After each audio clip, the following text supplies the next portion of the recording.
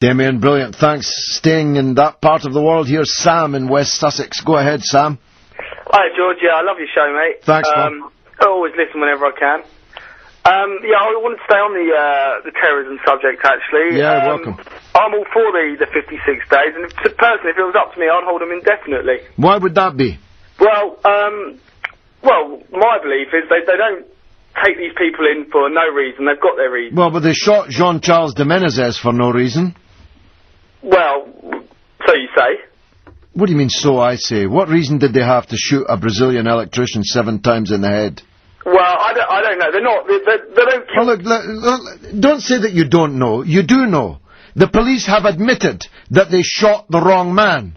If they can shoot the wrong man, what's to stop them arresting the wrong man? In fact, they've already arrested, in this emergency, under the existing terrorism laws, hundreds upon hundreds of the wrong men, whom they've had to release without charge. You know that. I do know that, yeah, I fully take that on board, but I would rather be safe than sorry. And well, you would be, because it's not you that's going to be interned, is it? No, it isn't, but...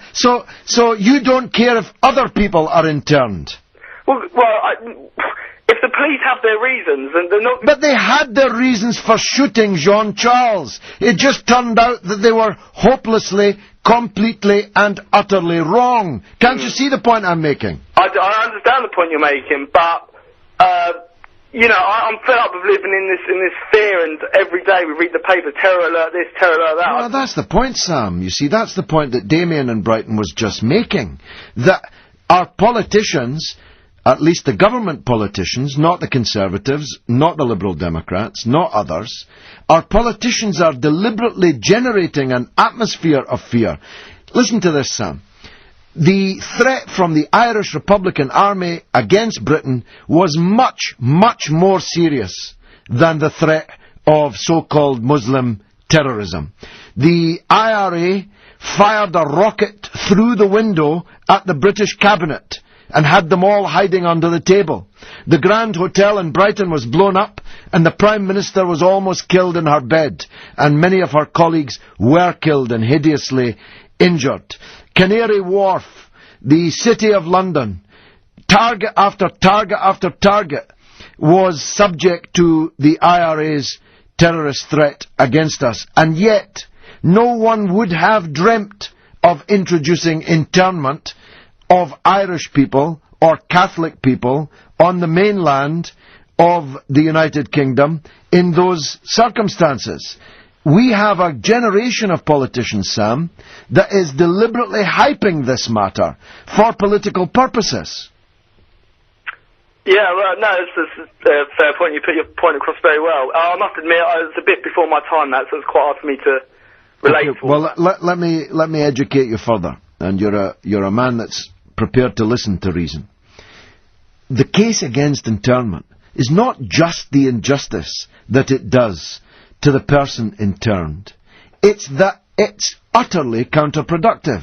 When internment began in the north of Ireland, the IRA had a few hundred activists who were ready to conduct armed conflict, armed actions against the British in the north of Ireland or on the mainland of Britain.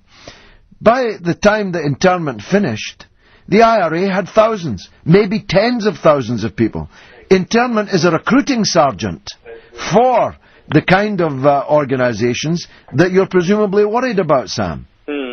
No, I understand that. I like to think that what if that extra day means they have nailed someone who was going to do something serious, you know? Well, if somebody would come forward with a single case that would have gone differently, if 28 days was 29 or 30 or 40 or 50 or 60, but not a single case, Sam, has been adduced. That's why the Tories are opposing this change. They're not exactly, liberal people. David Davis is not exactly your lily-livered liberal.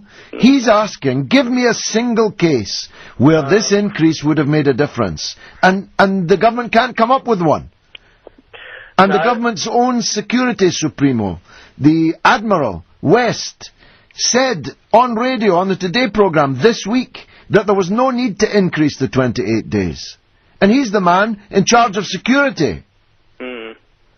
Anyway, Yeah. Sam, I hope I've got you thinking. I think I have. Here's Martin in Glasgow.